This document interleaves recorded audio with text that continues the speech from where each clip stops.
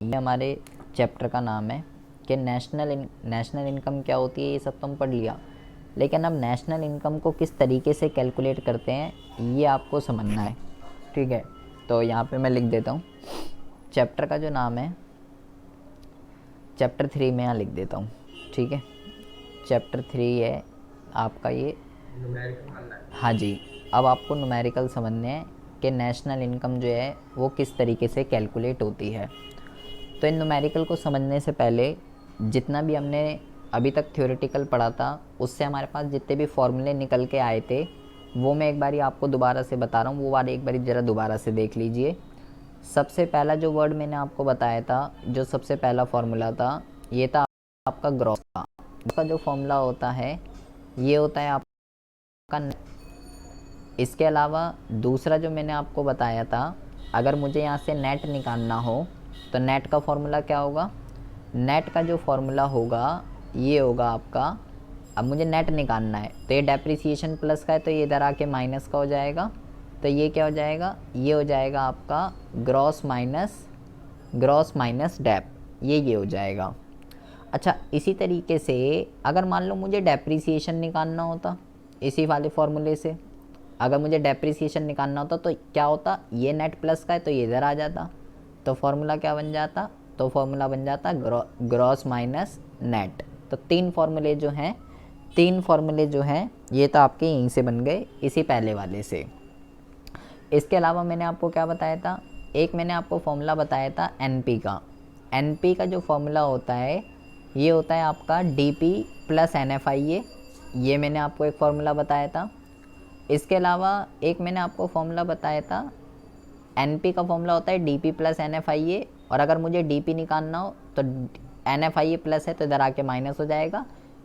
DP is equal to NP minus NFIA, ये हो जाएगा। इसी तरीके से अगर भाई मुझे एनएफआईए निकालना हो तो क्या होगा, अगर मुझे एनएफआईए निकालना हो इसी वाले फॉर्मूले से तो ये भी तो हो सकता है एनपी माइनस डीपी, ये भी हो सकता है। तो एनएफआईए ऐसे भी निकल सकता है एनपी में से डीपी को माइनस करके। और इसको बेटा बहुत ही ज़्यादा ध्यान से समझेंगे इस फॉर्मूले को। ये जो एनपी माइनस डीपी है, इसका कहने का तात्पर्य क्या है, ये कहना क्या चाहता है यहाँ पे, ये कहना ये चाहता है यहाँ पे कि जो एनपी और ये जो डीपी है, मैंने आपको बताया कि ये दोनों फैक्टर कॉस्ट पे भी कैलकुलेट होते हैं, मार्केट प्राइस पे भी कैलकुलेट होते हैं।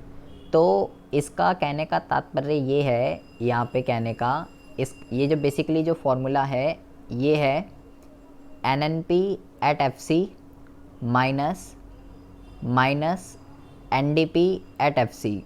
एक तो ये फॉर्मूला है, इसको चाहो तो आप ए नाम दे दीजिए, और जो दूसरा फॉर्मूला है इसी का ये है N N P at M P minus N D P at M P, ये दूसरा फॉर्मूला है। ये एन एफ आई ए के फॉर्मूले हैं। ये फॉर्मूले कब यूज़ होंगे, कैसे यूज़ होंगे, ये एक क्वेश्चन की थीम है जहाँ पे ये क्वेश्चन जो है, जहाँ पे ये फॉर्मूला जो है यूज़ होगा एन एफ आई ए का। अदरवाइज़ ये फार्मूला यूज़ नहीं होने वाला है। कैसे यूज़ होगा वो हम आगे बात कर लेंगे अभी। इसके अलावा मैंने आपको एक और बताया था एन एफ आई ए का फॉर्मूला, अगर आपको याद हो, जिसको हम क्या कहते हैं, जिसको हम कहते हैं फीफा माइनस फीटा। ठीक है, ये मैंने आपको एक बताया था, factor income from abroad and factor income to abroad, ये बताया था एक मैंने, जो कि मेन है, जो लगता ही लगता है। इसका मतलब भी यही है कहने का, लेकिन कॉन्सेप्ट लिखने का तरीका थोड़ा अलग है। 7 फॉर्मूले हो गए आपके ये। फिर मैंने आपको एक बताया था एमपी का। एमपी का जो फॉर्मूला होता है वो होता है F C minus N I T, एक ये मैंने आपको बताया था। और एक मैंने आपको बताया था अगर मुझे यहीं से आपको एफ सी निकालना हो तो फिर क्या करेंगे, तो अगर मुझे एफ सी निकालना है तो ये एन आई टी माइनस का है तो F C plus N I T होगा बेटा। ये एम पी का फॉर्मूला होता है F C plus N I T, और अगर मुझे एफ सी निकालना है तो ये हो जाएगा आपका M P minus N I T, तो ये हो जाएगा। और 10th फार्मूला जो है ये है एन आई टी का। What is an I T, तो एन आई टी जो है ये कैसे निकलता है, ये निकलता है आपका, ये निकलता है आपका क्या कहते हैं, इनडायरेक्ट टैक्स माइनस सब्सिडी, ये निकलता है इस तरीके से। ठीक है जी, ये 10 फॉर्मूले हैं जो कि आपको घोल कर पी जाने हैं, बिना इनके ये जो है फॉर्मूलाज हैं नेशनल इनकम के, बिना इसके गुजारा नहीं है नेशनल इनकम के अंदर। जो भी हम चीज़ें सीखेंगे वो सारी की सारी यहीं पे सीखनी है हमें। ठीक है, पहले तो आपको सबसे पहले क्या करना है, ये 10 फॉर्मूले को बहुत ही अच्छे से लर्न कर लेना है। सबसे पहला स्टेप, अगर आपको इस चैप्टर को बहुत ही अच्छे से समझना है। अच्छा जी, चलिए कोई दिक्कत वाली बात नहीं है। दूसरा मैंने आपको ये बताया था, 8 वर्ड मैंने आपको बताए थे। ठीक है, कौन कौन से वर्ड मैंने आपको बताए थे? एक है जीडीपी, एक है जीडीपी एट एमपी, एक मैंने आपको बताया था जीडीपी एट एफसी। इसी तरीके से एक ने आपको बताया था एनडीपी एट एमपी, फिर एक मैंने आपको बताया था एनडीपी एट एफसी। 4 वर्ड मैंने ये बताए थे आपको जो कि रिलेटेड थे। ये सब डीपी लिखा हुआ है, ये सब डोमेस्टिक को इंडिकेट कर रहे हैं। और इसी तरीके से फिर मैंने आपको बताया था एनएनपी एट एमपी, फिर एक बताया था जीएनपी एट एमपी, फिर एक बताया था एनएनपी एट एफसी, और एक मैंने आपको बताया था एनएनपी एट एमपी। ये 8 वर्ड मैंने आपको बताए थे। इनका रोल क्या है, ये हमें करना क्या है इन 8 वर्ड का, मैंने आपको पहले ही बताया था। ये 8 वर्ड जो हैं इनका रोल ये है सबसे पहले तो आपको ये पता होना चाहिए कि ये जो एनडीपी एट एफसी है ना, एनडीपी एट एफसी, इसको क्या कहते हैं? इसको बेटा डोमेस्टिक इनकम कहते हैं सबसे पहले। हाँ जी, इसको डोमेस्टिक इनकम कहते हैं। अगर आपको क्वेश्चन के अंदर ये लिखा हुआ है फाइंड डोमेस्टिक इनकम, बस ये लिखा हुआ है फाइंड डोमेस्टिक इनकम, तो आपको बेटा ये पता होना चाहिए मुझे एनडीपी एट एफसी निकालना है, आपको ये पता होना चाहिए। और इसी तरीके से ये एनएनपी एट एफसी जो है इसको नेशनल इनकम कहते हैं। अगर उसने क्वेश्चन में बोला फाइंड नेशनल इनकम, तो इट मीन्स आपको क्या कैलकुलेट करना है? आपको जो कैलकुलेट करना है वो एनएनपी एट एफसी करना है। ये इसका आपको बेटा 2 वर्ड तो सबसे ज़्यादा पता होने चाहिए, डोमेस्टिक क्या होता है और नेशनल क्या होता है। अच्छा चलो ठीक है, ये तो मुझे समझ में आ गए। एक तो इसलिए आपको ये 8 वर्ड पढ़ने हैं। दूसरा, आपको वो ऐसे नहीं लिख के देगा बेटा कि फाइंड दिस, आपको वो लिख के कैसे देगा पहले ज़रा ये समझिए। हमें वो जो लिख के देगा वो लिख के देगा कुछ इस तरीके से कि फाइंड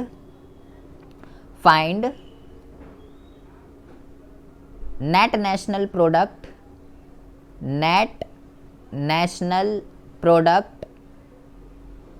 एट फैक्टर कॉस्ट, वो आपको लिख के देगा ऐसे। तो मुझे इसको कन्वर्ट करना है ऐसे में। कैसे कन्वर्ट करते हैं? क्या फाइंड करना है? नेट नेशनल प्रोडक्ट, इन तीनों को लिखेंगे एक साथ, नेट नेशनल प्रोडक्ट। क्या लिखेंगे? एन इसका एन ले लेंगे, इसका एन ले लेंगे और इसका पी ले लेंगे, एन और एट के बाद जो लिखा होगा या तो फैक्टर कॉस्ट लिखा होगा या तो फैक्टर कॉस्ट लिखा होगा या मार्केट प्राइस जो है मार्केट प्राइस लिखा हुआ होगा।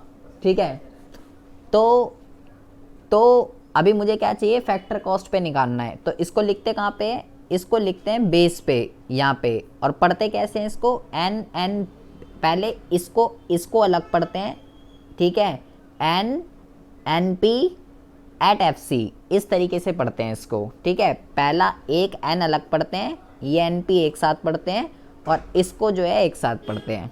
जैसे वो आपको बोलेगा फाइंड ग्रॉस डोमेस्टिक प्रोडक्ट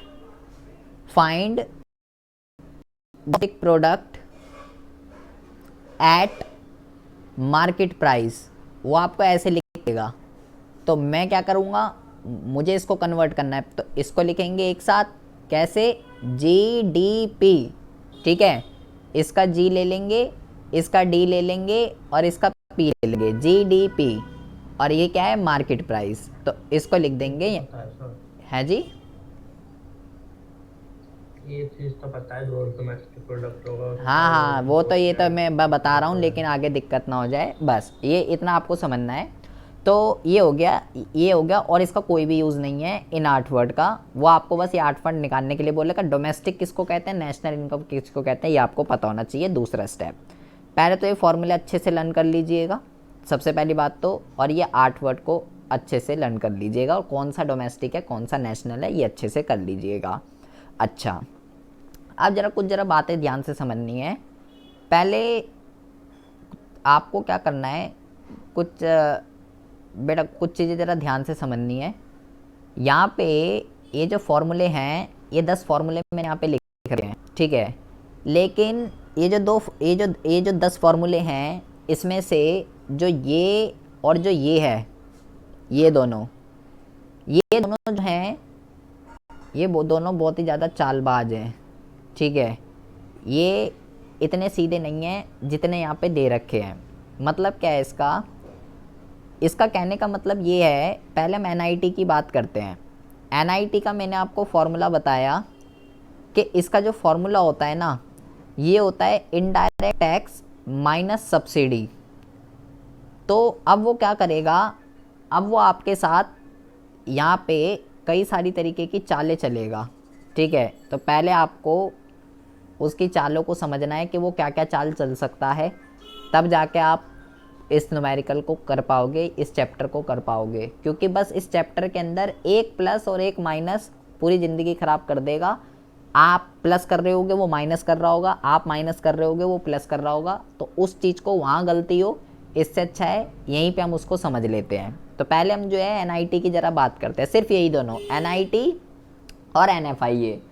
तो सबसे पहले हम बात करते हैं इसकी। देखिए, इसके अंदर अगर मुझे एनआईटी निकालना है, एनआईटी की फुल फॉर्म क्या है, नेट इनडायरेक्ट टैक्स मुझे निकालना है। तो इसका जो फॉर्मूला है वो है इनडायरेक्ट टैक्स माइनस सब्सिडी, ठीक है। ये तो बहुत शरीफ है, इसका तो कुछ नहीं है, ये बहुत शरीफ है, ठीक है। लेकिन जो ये है, इसमें क्या है, आपको पहले ये समझना है टैक्स क्या होता है। टैक्स जो है एक कंपलसरी पेमेंट होती है जो कि गवर्नमेंट को पे करनी पड़ती है। और हमने गवर्नमेंट बजट वाले चैप्टर के अंदर ये भी पढ़ा है, ये 2 तरीके के होते हैं। एक जो होता है वो होता है डायरेक्ट टैक्स, और दूसरा जो होता है ये होता है इनडायरेक्ट टैक्स। तो डायरेक्ट टैक्स कौन सा होता है और इनडायरेक्ट टैक्स कौन सा होता है, मैंने आपको ये बताया था कि भाई जिसका जो बर्डन है ना वो शिफ्ट नहीं हो सकता, जिसका बर्डन शिफ्ट नहीं हो सकता उसको डायरेक्ट टैक्स कहते हैं। इसका बर्डन उसी पर्सन को फेस करना पड़ता है जिस पर वो लगता है, और जिसका बर्डन शिफ्ट हो सकता है उसको इनडायरेक्ट टैक्स कहते हैं। इसके एग्जाम्पल मैंने आपको क्या बताए थे, इसके एग्जाम्पल मैंने आपको बताए थे लाइक इनकम टैक्स, जिसकी इनकम है उसी को ही टैक्स देना पड़ेगा। वेल्थ टैक्स, जिसकी प्रॉपर्टी है उसी को टैक्स देना पड़ेगा। इसका मैंने आपको क्या बताया था, इसका मैंने आपको बताया था जीएसटी, ठीक है। ये होता है इनडायरेक्ट टैक्स। तो अब वो आपके साथ चालबाजी क्या चलेगा, वो आपको क्या चाहिए, इनडायरेक्ट टैक्स चाहिए आपको, और सब्सिडी चाहिए आपको एनआईटी निकालने के लिए। तो वो जानबूझ के आपको इनकम टैक्स देगा, क्वेश्चन के अंदर इनकम टैक्स देगा जानबूझ के। क्यों? क्योंकि बच्चे को बस ये दिख जाए कि टैक्स है। आपको वो क्या देगा क्वेश्चन में, वो आपको क्वेश्चन में इस तरीके से देगा कि इनकम टैक्स 500, और उसी के नीचे लिख देगा सब्सिडी 200। तो बच्चे के दिमाग में क्या आता है कि अच्छा मुझे एनआईटी निकालना है, तो NIT is equal to 500 minus 200 is equal to 300। आ गया एनआईटी, और जहाँ भी ज़रूरत है एनआईटी की वहाँ पे पुट कर देता है। लेकिन वो ये भूल जाता है कि भाई ये तो इनडायरेक्ट टैक्स है, इनकम टैक्स है, ये तो इनडायरेक्ट है ही नहीं, ये तो डायरेक्ट टैक्स होता है। और मेरे को चाहिए इनडायरेक्ट टैक्स, मेरे को तो इनडायरेक्ट चाहिए ना, मेरे को तो इनडायरेक्ट टैक्स चाहिए। तो वो जानबूझ के आपको इनकम टैक्स देगा ताकि आप इसका यूज़ करो।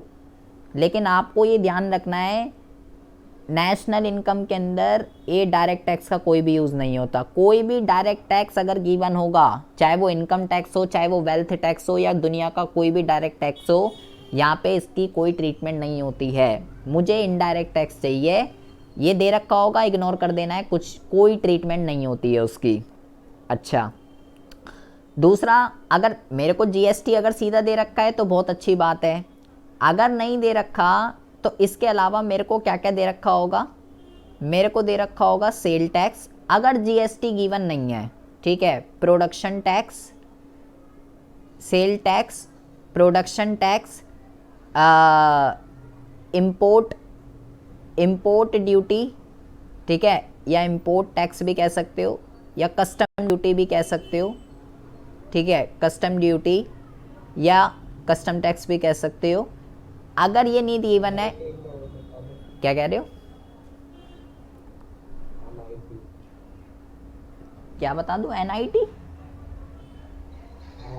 तो एनआईटी तो बता रहा हूँ, और क्या बता रहा हूँ अभी कि एनआईटी के अंदर मुझे चाहिए इनडायरेक्ट टैक्स माइनस सब्सिडी। तो मैंने बोला इसका तो कोई चक्कर नहीं है, बहुत शरीफ है। इनडायरेक्ट टैक्स के अंदर मैंने बोला टैक्स दो तरीके के होते हैं, पहला होता है डायरेक्ट, दूसरा होता है इनडायरेक्ट। डायरेक्ट वो होता है जिसका बर्डन शिफ्ट नहीं हो सकता, इनडायरेक्ट वो होता है जिसका बर्डन शिफ्ट हो सकता है।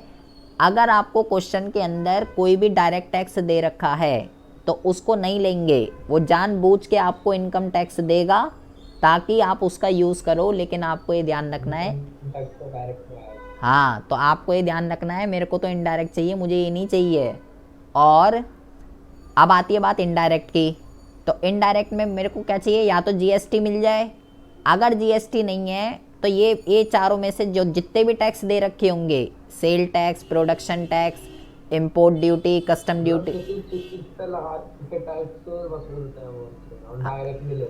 हाँ, तो यहाँ पे जितने भी दे रखे होंगे वो सबको जोड़ देना। मैं ये नहीं कह रहा चारों दे रखे होंगे, ठीक है, 2 दे रखे हैं, 3 दे रखा है, 1 दे रखा है, जितने दे रखे हो उन सबको ले लेंगे और क्वेश्चन के अंदर पुट कर देंगे, सबसे पहली बात। अब इसके अंदर पहला केस तो मैंने आपको ये बता दिया। अब दूसरा केस इसके अंदर क्या बनता है? दूसरा केस इसके अंदर ये बनता है, मान लो दोनों गिवन है, आपको जो है इनडायरेक्ट टैक्स भी गिवन है, इनडायरेक्ट टैक्स भी गिवन है, क्या कहते हैं, मान लो 500, और सब्सिडी भी गिवन है। सब्सिडी कितनी गिवन है? मान लो 200। जब दोनों गिवन है तब तो कोई दिक्कत नहीं है, तो मैं क्या करूँगा, 500 में से 200 को माइनस कर दूंगा, तो कितना आ जाएगा? तो आ जाएगा 300। तो जहाँ पे भी मेरे को ज़रूरत है एनआईटी की, मैं वहाँ पे 300 को पुट कर दूंगा। लेकिन ऐसा भी हो सकता है कि आपको केवल इनडायरेक्ट टैक्स दे रखा हो, केवल इनडायरेक्ट टैक्स, और सब्सिडी गिवन ही ना हो क्वेश्चन में, और आपको एनआईटी निकालना हो, फिर आप क्या करोगे? तो पहले आपको क्वेश्चन को अच्छी तरीके से जांच पड़ताल कर लेनी है कि हाँ मेरे को नहीं दे रखा सब्सिडी, तो अगर नहीं दे रखा तो मेरी गलती नहीं है। आप क्या करेंगे, इनडायरेक्ट टैक्स माइनस अब 0 पुट कर देंगे। अगर कोई चीज़ गिवन नहीं होगी, पूरी क्वेश्चन को अच्छी तरीके से स्क्रीनिंग कर लेंगे और उसके बाद 0 पुट कर देंगे, तो अब 0 कर देंगे। या ऐसा भी तो हो सकता है, ऐसा भी तो हो सकता है कि क्या कहते हैं, आपको वो सब्सिडी दे दे, केवल सब्सिडी दे दी मान लो 200, और मुझे एनआईटी निकालना है, पूरे क्वेश्चन में इनडायरेक्ट टैक्स ही नहीं है। अब मैं क्या करूँगा? अब इनडायरेक्ट टैक्स ही नहीं दे रखा, पहले क्वेश्चन को अच्छी तरीके से देख लेंगे, पता चला ये दे रखे हो production tax, import duty, custom duty, sale tax, और आप सोचे तो जीएसटी है ही नहीं क्वेश्चन में, अब ये भी इनडायरेक्ट टैक्स होते हैं। तो अब ऐसे क्वेश्चन में मैं क्या करूं? तो ऐसे क्वेश्चन के अंदर मेरी तो गलती नहीं है, तो आपको क्या करना है, नहीं दे रखा इनडायरेक्ट टैक्स तो 0, इनडायरेक्ट टैक्स माइनस सब्सिडी, तो कितना आ जाएगा, माइनस का 200 इज इक्वल टू एनआईटी। ये कर देंगे, जहाँ पे भी ज़रूरत है वहाँ पुट कर देंगे। अब समझिए ज़रा पांचवा, ये बेटा ध्यान से समझेंगे, बहुत इंपॉर्टेंट है। अब वो क्या करता है,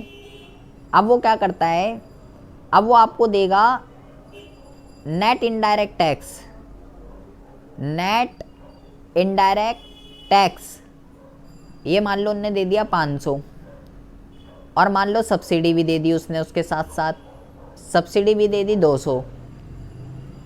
अब क्या होता है, अब बच्चा कंफ्यूज कि यार नेट इनडायरेक्ट टैक्स कैसे निकलता है, इनडायरेक्ट टैक्स माइनस सब्सिडी। अब वो ये कंफ्यूज है कि मैं इसको इसमें से माइनस करूँ या नहीं करूँ। अब क्या करूँ, क्या मेरे को एनआईटी चाहिए, तो क्या मैं ये 500 में से 200 को माइनस करूं और 300 आंसर आएगा एनआईटी का, क्या ये सही है?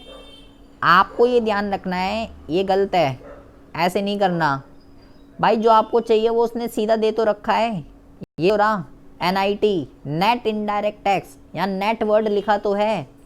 ये नेट वर्ड का मतलब ही ये है कि इसमें से सब्सिडी माइनस हुई भी है। ये तो सब्सिडी वर्ड उसने जानबूझ के आपको कंफ्यूज करने के लिए दे रखा है, ताकि आप उसमें से उसको माइनस कर दो। आपको ये ध्यान रखना है, यहाँ पे सीधा एनआईटी को पुट करेंगे, 500 सब्सिडी को नहीं लेंगे, क्योंकि सब्सिडी तो ऑलरेडी ही डिडक्ट हुई हुई है। जो चीज़ नेट पर होती है ये नेट पर है, तो जो भी उसका फॉर्मूला है मतलब वो चीज़ उसमें से डिडक्ट हुई हुई है, तब जाके वो नेट पे आई है, तो मैं दोबारा उसमें से माइनस नहीं करूँगा, ये आपको ध्यान रखना है। अच्छा, तो फिर एक खुरापाती दिमाग ये भी चलता है, क्या ऐसा भी कुछ हो सकता है, क्या ऐसा भी कुछ हो सकता है, इनडायरेक्ट टैक्स दे रखा है 500 और नेट सब्सिडी दे रखी है, नेट सब्सिडी 200, तो अब क्या करना है, तो ये नेट सब्सिडी कुछ नहीं होती, यहाँ पे आपको माइनस करना पड़ेगा, 500 minus 200, 500 minus 200 is equal to 300, यहाँ पे करना पड़ेगा आपको, ये नेट सब्सिडी कुछ नहीं होती, ठीक है। तो ये अलग अलग तरीके के केसेस हैं एनआईटी के अंदर, पहले आपको ये समझने हैं। ये मैंने आपको बताया पहला कि ऐसा आपको नहीं करना, ये तो डायरेक्ट टैक्स है, ये तो डायरेक्ट टैक्स है, ये तो इनकम टैक्स दे दिया उनने, तो ये नहीं करना, ये तो उसका यूज़ ही नहीं करेंगे, सब्सिडी को पुट करेंगे सीधा।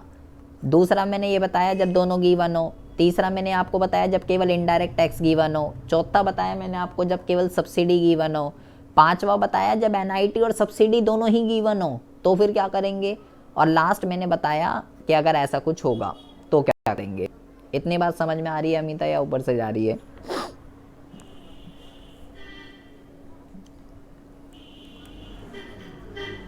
अमिता आवाज आ रही है? हेलो रुद्र, आपको आवाज आ रही है? समझ में आ रही है या ऊपर से जा रही है? अमिता मैसेज कीजिए, आपकी शायद दिक्कत हो रही है। अच्छा, अब इसी तरीके से अब हम ज़रा बात करते हैं एनएफआईए की। एनएफआईए के अंदर क्या है, एनएफआईए का मैंने आपको फॉर्मूला बताया, फीफा माइनस फीटा, ये इसका फॉर्मूला होता है, ठीक है, फीफा माइनस फीटा। अब इसके केसेस समझिए ज़रा। अमिता मेरे को मैसेज कर दीजिए बेटा कि समझ आ रहा है या नहीं। तो पहला जो केस है इसके अंदर, तो यहाँ पे क्या करेंगे, मान लीजिए आपको फीफा दे रखा है मान लो 50, फीटा भी दे रखा है, मान लो फीटा भी दे रखा है 20, ठीक है। आपको चाहिए एनएफआईए, तो जब दोनों गिवन है तब तो कोई दिक्कत ही नहीं, 50 माइनस 20 इज इक्वल टू 30 लिख देंगे। लेकिन दूसरा जो केस है इसके अंदर, ओनली फीफा गिवन है, केवल फीफा गिवन है, मान लीजिए 50, फीटा गिवन नहीं है और मुझे एनएफआईए चाहिए। अब मैं क्या करूं, तो अब ऐसी सिचुएशन में पहले क्वेश्चन को अच्छी तरीके से देख लेंगे, इनके कोई अलग नाम नहीं होते, यही होते हैं बस, factor income to abroad, factor income from abroad, from और टू होता है और कोई नहीं होता इसका नाम। तो नहीं गिवन तो मैं क्या करूं, 50 माइनस 0 इज इक्वल टू 50 ही लिख दूंगा। अगली केस देखते हैं। अगले केस के अंदर अब फीटा दे रखा है, केवल फीटा दे रखा है मान लो 50 और मुझे एनएफआईए चाहिए, ठीक है, ये चाहिए, फीफा नहीं दे रखा। तो अब मैं क्या करूँगा, तो NFIA इक्वल टू 0 माइनस 50, तो ये कितना हो जाएगा, ये हो जाएगा आपका माइनस का 50। अच्छा, अब बेटा बहुत ही ज़्यादा ध्यान से समझेंगे। अब है केस 4, ये तो इजी है, दोनों गिवन है, एक गिवन है। अब क्या है, अब आपको क्वेश्चन के अंदर गिवन है, net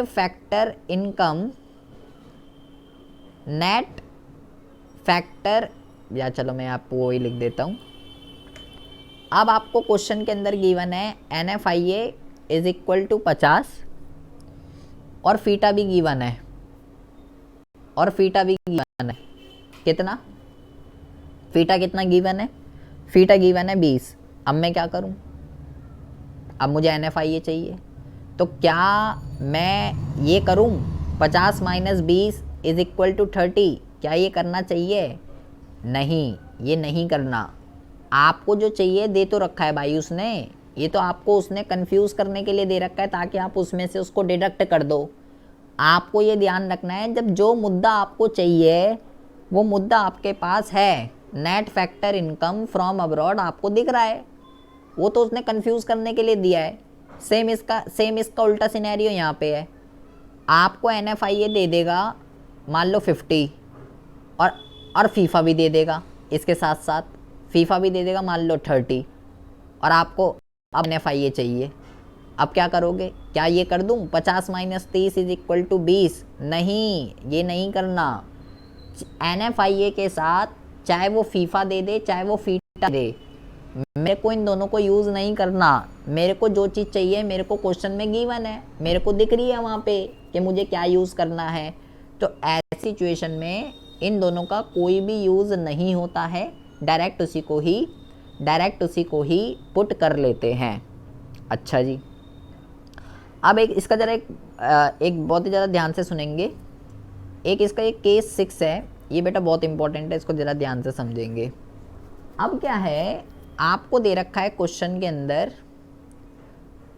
factor income from abroad, factor income from abroad मतलब कि फीफा दे रहा है आपको, ठीक है, मान लो ये दे रखा है 50, और दूसरा क्या दे रखा है, दूसरा आपको दे रखा है net factor income to abroad.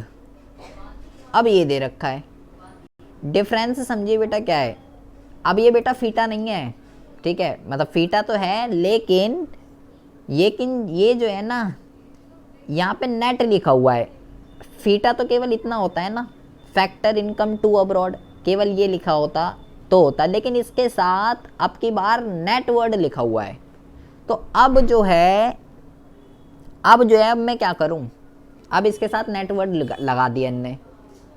अब मान लो ये दे रखा है 30 और मुझे NFIA चाहिए, तो अब मैं क्या करूं, क्या मैं ये कर दूं यहाँ पे 50 माइनस 30 इज इक्वल टू 20, क्या ये कर दूं। ये बेटा हर मोस्टली केसेस में आपको यही देखने के लिए मिलेगा, फीफा भी दे देगा और जो फीटा वाला वर्ड है उसके साथ नेट वर्ड लिख देगा, ठीक है। तो भाई आपको ये ध्यान रखना है, अब भी ऐसे नहीं करना, अभी क्या करेंगे, अगर मुझे NFIA चाहिए तो मैं डायरेक्ट इसी को ही पुट करूंगा 30 को। कहने का तात्पर्य क्या है, कहने का तात्पर्य ये है कि जिस वर्ड के साथ नेट वर्ड लिखा होगा ना, नेट, उसी को ही उठा लेना है बस।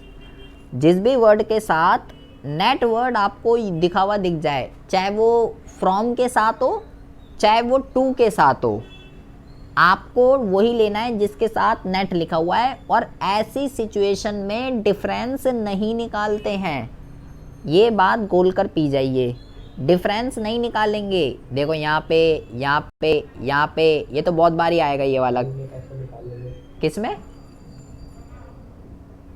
में। सिक्स्थ में?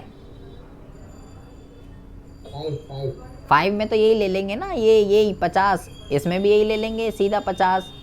चाहे NFIA के साथ चाहे फीफा दे चाहे फीटा दे, कुछ भी दे दे, आपको नहीं लेना उसका यूज़। उसने जानबूझ के कंफ्यूज करने के लिए दे रखा है। भाई मुझे जो चाहिए, मेरे को NFIA चाहिए, मेरे को तो सीधा दे तो रखा है NFIA, तो मैं डायरेक्ट उसको पुट कर लूँगा। जब मैं क्यों भाई, अबे जब मेरे को जो चीज़ दे रखी है और मैं क्यों फीफा और फीटा को क्या यूज़ कर, जब मेरे को जो चीज़ चाहिए वो डायरेक्ट कर लेंगे। तो आपको सबसे पहले इन दोनों, ये जो दोनों फॉर्मूले हैं, ये दोनों फार्मूलों की आपको चालबाजियाँ समझनी है कि ऐसा ऐसा हो सकता है इनके साथ, और अगर ऐसा ऐसा हुआ तो मेरे को ऐसा ऐसा करना है। इतनी बात समझ में आ रही है रुद्र या ऊपर से जा रही है, ये बताइए। आ रही है समझ में? अमिता आपको आ रही है? मैसेज कीजिए ज़रा, या अनम्यूट कीजिए अगर सही हो गया तो। अनम्यूट करो ज़रा अगर हो गया तो। सही नहीं हुआ लगता है, क्या कर दिया तुमने फिर? ठीक है, देखिए अब हम बात करते हैं, ये हमारे को मुद्दे समझ में आ गए। अब हम बिल्कुल तैयार हैं जंग लड़ने के लिए। देखिए मुद्दे का नाम है methods of calculating national income. Methods of calculating national income. National income को किस तरीके से फाइंड आउट करते हैं। तो मैंने आपको ये बताया था कि भाई जो सर्कुलर फ्लो ऑफ इनकम होता है उसके अंदर 3 स्टेजेस होती हैं, बताया था अगर कुछ याद हो मुद्दा। पहला जो होता है, पहले होती है प्रोडक्शन, प्रोडक्शन से होती है इनकम जनरेट, और इनकम की वजह से होता है एक्सपेंडिचर, अगर याद हो आपको। तो क्योंकि सर्कुलर फ्लो ऑफ इनकम के अंदर तीन स्टेज, 3 अवस्थाएं होती हैं, इसीलिए ये कह सकते हो नेशनल इनकम को फाइंड आउट करने की भी 3 मेथड होते हैं। सबसे पहला जो मेथड होता है इसको कहते हैं प्रोडक्ट मेथड, या इसको आप जो है प्रोडक्ट मेथड को वैल्यू एडिड मेथड भी कहते हैं। वैल्यू एडिड मेथड, ये भी आप इसको कह सकते हो। दूसरा जो होता है इसको हम कहते हैं इनकम मेथड। क्या कहते हैं? Income method. और तीसरा जो होता है वो क्या होता है? वो होता है एक्सपेंडिचर मेथड। Expenditure method. 3 ही मेथड क्यों है? सबसे पहला क्वेश्चन तो ये है, 3 ही मेथड क्यों है?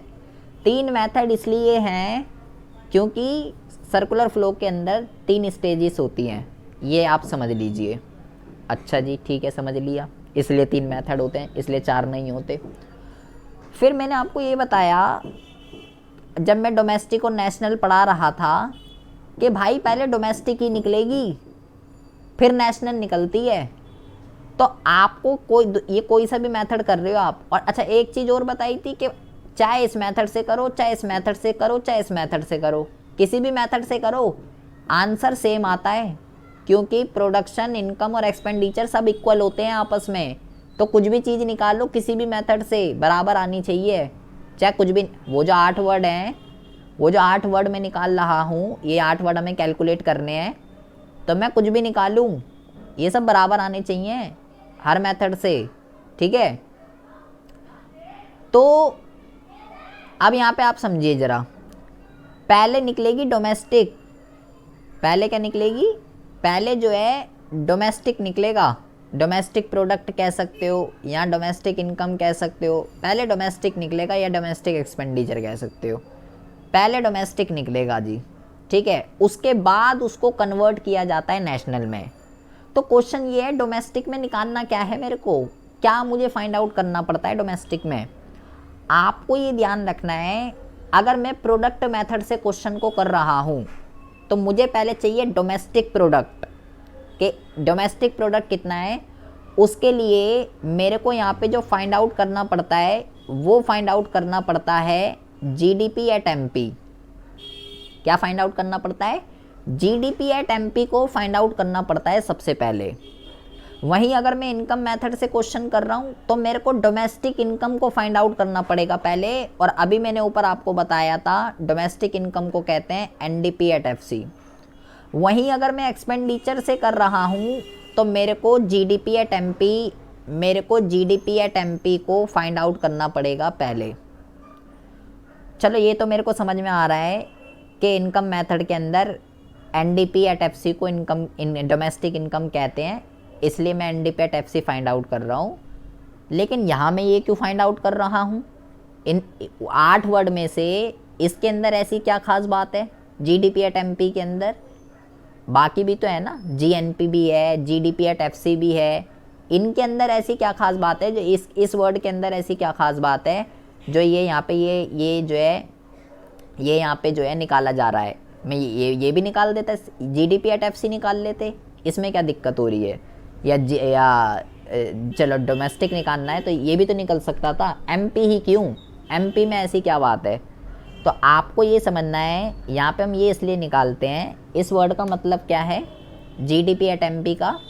इस वर्ड का मतलब ये है कि एक साल के अंदर अंदर एक डोमेस्टिक टेरिटरी के अंदर कितने मॉनेटरी वैल्यू के final goods and services produce हुए हैं, इसका ये मतलब होता है जीडीपी एट एमपी का। तो कितनी मॉनेटरी वैल्यू की प्रोडक्शन हुई है, मुझे इस चीज़ का पता लगाना है, इसलिए मेरे को जीडीपी एट एमपी यहाँ पे निकालना पड़ता है। यहाँ पे मैं क्यों निकाल रहा हूँ जीडीपी एट एमपी? एक्सपेंडिचर का मतलब क्या होता है? खर्चा करना, ठीक है भाई, हम गुड्स को खरीदते हैं, ठीक है। मैंने एमपी का मतलब आपको बताया था, एमपी का मतलब होता है मार्केट प्राइस। जिस प्राइस पे हम गुड्स को बाय करते हैं, उसको हम क्या कहते हैं? उसको कहते हैं मार्केट प्राइस। तो भाई मैं गुड्स को किस प्राइस पे खरीदूंगा? मार्केट प्राइस पे ही तो खरीदूंगा ना। तो खर्चा जो करते हैं हम, जो गुड्स को खरीदते हैं, वो मार्केट प्राइस पे ही तो खरीदते हैं, फैक्टर कॉस्ट पे थोड़ी खरीदते। जो मार्केट के अंदर जो गुड्स होते हैं वो एमपी पर होते हैं, एफसी पर नहीं। तो इसलिए एक्सपेंडिचर मेथड के अंदर भी यही कैलकुलेट होता है। तो अगर मेरे को इस मेथड से मैं क्वेश्चन कर रहा हूँ तो पहले मैं कैसे भी करके ये निकालूंगा। ये मेरे पास टूल है प्रोडक्ट मेथड के अंदर, जीडीपी एट एमपी। इनकम से कर रहा हूँ तो ये निकालूंगा, एक्सपेंडिचर से कर रहा हूँ तो ये निकालूंगा। उसके बाद इसको कन्वर्ट करूँगा नेशनल में। उसके बाद कैसे कन्वर्जन होती है वो तो अभी हम आगे सीख लेंगे। उसके बाद इसको कन्वर्ट करूँगा नेशनल में, और उसके बाद इसको कन्वर्ट करूँगा नेशनल में। मुझे अभी ये सीखना है, अभी तो मैं ये वाला मेथड कर रहा हूँ, ये प्रोडक्ट मेथड या वैल्यू एडेड मेथड। ये कैसे निकलेगा? How to find GDP at MP in product method और वैल्यू एडेड मेथड, ये सीखना है आज हमें, ठीक है। तो बहुत ही ज़्यादा ध्यान से समझेंगे कि ये कैसे निकलेगा, क्या इसका फॉर्मूला है, कैसे इसमें क्या क्या चीज़ें यूज़ होती हैं, ठीक है। बहुत ही ज़्यादा ध्यान से सीखेंगे एक एक चीज़, बट उससे पहले बहुत ज़्यादा एक एक चीज़ को समझेंगे कि कैसे जो है इस मेथड के अंदर जीडीपी एट एमपी को जो है हम फाइंड आउट करते हैं, ठीक है। एक एक चीज़ आपको बहुत ही ज़्यादा ध्यान से समझनी है, कैसे प्रोडक्ट मेथड के अंदर जीडीपी एट एमपी निकलेगा। देखिए यहाँ पे हम इसको लिखते हैं, यहाँ पे देखिए, यहाँ समझिएंगे इसको। पहले तो आपको ये पता होना चाहिए कि भाई जीडीपी क्या होती है। अगर मेरे को ये पता होगा कि जीडीपी जो है क्या होती है तो मेरा मुद्दा ही ख़त्म हो जाएगा सारा का सारा, और क्वेश्चन अपने आप ही सॉल्व हो जाएगा, या जो भी मेथड है। देखिए जीडीपी का मतलब क्या होता है? जीडीपी एट एमपी कह लीजिए, इसका मतलब ये होता है कि हमारी इकोनॉमी के अंदर 3 तरीके के सेक्टर्स होते हैं। कौन कौन से सेक्टर्स होते हैं? सबसे पहला जो सेक्टर होता है, सबसे पहला जो सेक्टर होता है इसको कहते हैं प्राइमरी सेक्टर।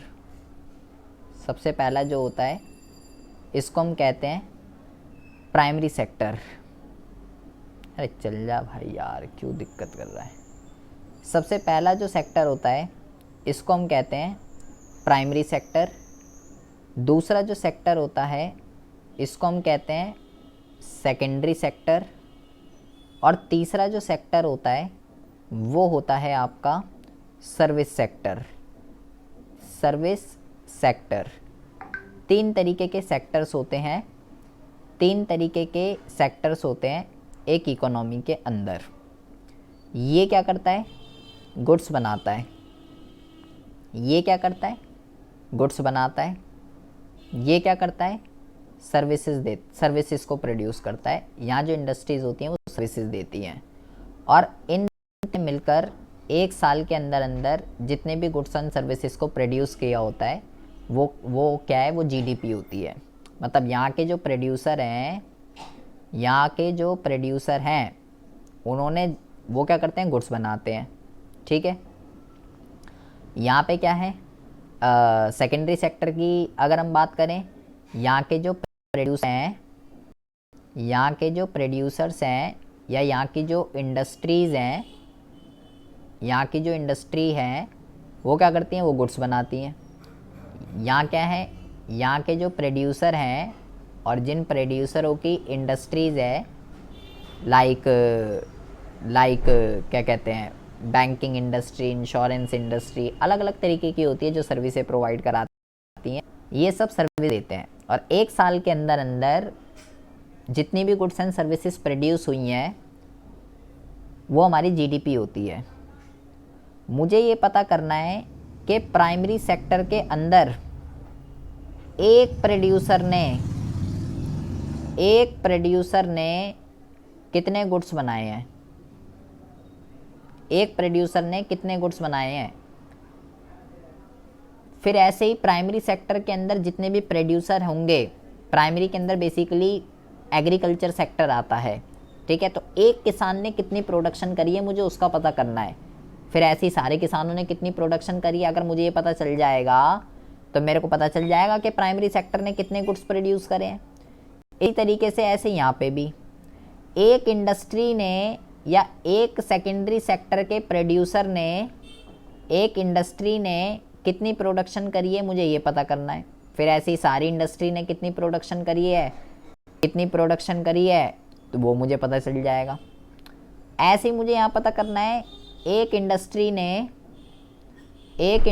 ने कितनी प्रोडक्शन करी है, उसके बाद सारी इंडस्ट्री ने कितनी प्रोडक्शन करी है, तो मुझे पता चल जाएगा टोटल सर्विस सेक्टर ने कितनी सर्विस प्रोड्यूस करी है। पहले एक प्रोड्यूसर का पता लगाना है। एक प्रोड्यूसर ने, चाहे वो प्राइमरी का हो, चाहे वो सेकेंडरी का हो, चाहे वो सर्विस का हो, एक ने कितने बनाया है, उसके बाद सबका निकाल लेंगे, उसके बाद जीडीपी निकलेगी। मुझे कैसे पता चलेगा ये एक का कैसे निकालते हैं। एक प्रोड्यूसर ने जो किसी भी सेक्टर से बिलोंग कर रहा है, चाहे वो इस सेक्टर से बिलोंग कर रहा हो, चाहे वो इस सेक्टर से बिलोंग कर रहा हो, या चाहे वो इस सेक्टर से बिलोंग कर रहा हो, किसी भी सेक्टर से बिलोंग कर रहा हो, मुझे ये पता करना है कि चाहे वो प्राइमरी का है, चाहे वो सेकेंडरी का है, चाहे वो सर्विस का है, एक प्रोड्यूसर ने कितनी प्रोडक्शन करी है, कितने गुड्स एंड सर्विसेज का निर्माण किया है, उसके लिए मुझे कैलकुलेट करना पड़ता है GVA/MP। कैलकुलेट करना है GVA/MP, मुझे कैलकुलेट करना पड़ता है। बेटा बहुत ही ज़्यादा ध्यान से सुन लेंगे। ये निकलता है value of output minus intermediate consumption. Value of output minus intermediate consumption, या आप इसको जो है इंटरमीडिएट कॉस्ट भी कह सकते हो। ये इस तरीके से निकलता है। ठीक है। क्या निकालना है मेरे को, GVA क्या है। सबसे पहला क्वेश्चन GVA/MP क्या है।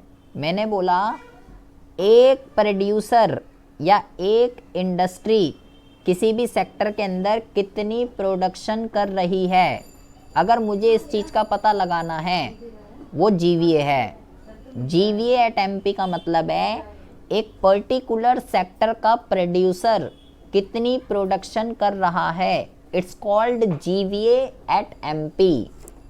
एक पर्टिकुलर सेक्टर का प्रोड्यूसर कितनी प्रोडक्शन कर रहा है, वो जीवीए एट एमपी है। और कैसे निकलेगा, value of output minus intermediate consumption.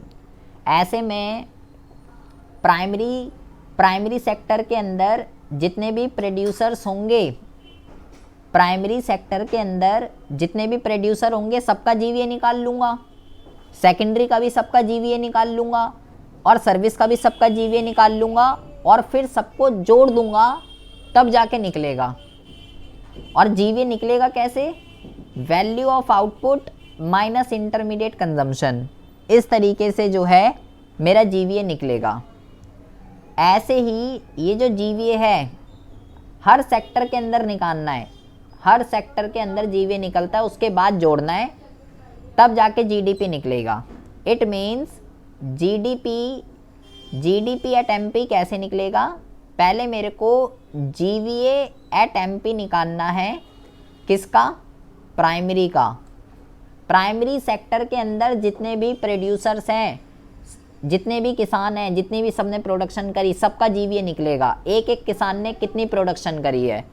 इसी तरीके से सेकेंडरी सेक्टर के अंदर एक एक इंडस्ट्री ने कितनी प्रोडक्शन करी है, उसका जीवीए निकलेगा।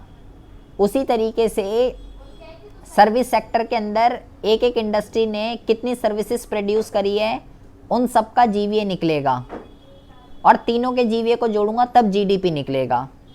It means GDP at MP sigma होता है जीवीए एट एमपी का।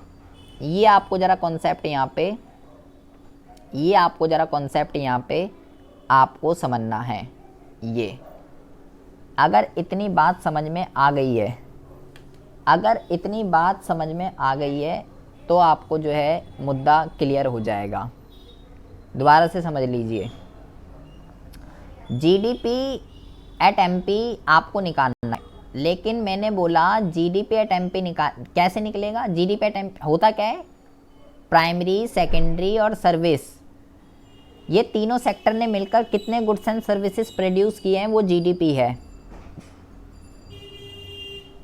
मुझे ये पता करना है प्राइमरी सेक्टर के अंदर एक पर्टिकुलर जो प्रोड्यूसर है वो कितनी गुड्स को प्रोड्यूस कर रहा है, सेकेंडरी के अंदर एक पर्टिकुलर प्रोड्यूसर कितनी कर रहा है, सर्विस के अंदर कितनी प्रोड्यूस कर रहा है, ये मुझे पता करना है, एक कितना कर रहा है। तो उसके लिए जीवीए एट एमपी निकालना पड़ता है मेरे को। जीवीए एट एमपी क्या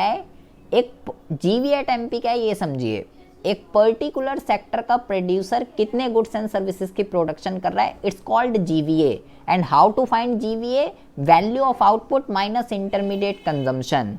तो आपको हर सेक्टर का, प्राइमरी का भी, सेकेंडरी का भी और सर्विस का भी, ये तीनों के जीवीए एट एमपी निकालने पड़ेंगे, फिर तीनों को जोड़ना पड़ेगा, तब जाके जीडीपी एट एमपी आता है। मतलब बेटा जीडीपी एट एमपी एक वाइडर कॉन्सेप्ट है और जीवीए एट एमपी एक नैरो कॉन्सेप्ट है। जीवीए एट एमपी एक पर्टिकुलर इंडस्ट्री पे लगता है, जबकि जीडीपी एट एमपी किस चीज़ को रिप्रेजेंट कर रहा है, पूरी की पूरी इकोनॉमी के अंदर जितनी इंडस्ट्रीज़ हैं उन्होंने जो गुड्स एंड सर्विसेज प्रोड्यूस करी है, ये उसको रिप्रेजेंट कर रहा है। जीडीपी एट एमपी एक वाइडर कॉन्सेप्ट होता है, जबकि जीवीए एट एमपी एक नैरो है। ये आपको समझना है। फिर मेरा मुद्दा है how to find GVA at MP. तो मैंने बोला भाई ये तो ऐसे निकलेगा, value of output minus intermediate consumption, ये इसका फॉर्मूला है। अगर दोनों सीधा दे रखे हैं तब तो बहुत अच्छी बात है भाई, वैल्यू ऑफ आउटपुट भी दे रखा होगा, इंटरमीडिएट कंजम्पशन भी दे रखा होगा, दोनों दे रखे होंगे, पुट कर देंगे। लेकिन हमारी किस्मत इतनी अच्छी नहीं है कि ये आपको ये सीधा मिलेगा। हो भी सकता है, मैं ये नहीं कह रहा नहीं हो सकता, लेकिन हमारी किस्मत इतनी अच्छी नहीं है कि ये आपको सीधा मिलेगा। तो ये आपको सीधा नहीं मिलेगा, इसके अंदर अलग अलग तरीके के कई सारे केस होते हैं कि वैल्यू ऑफ आउटपुट कैसे निकलता है, इंटरमीडिएट कंजम्पशन के क्या क्या केस हो सकते हैं, वो हम जो है वो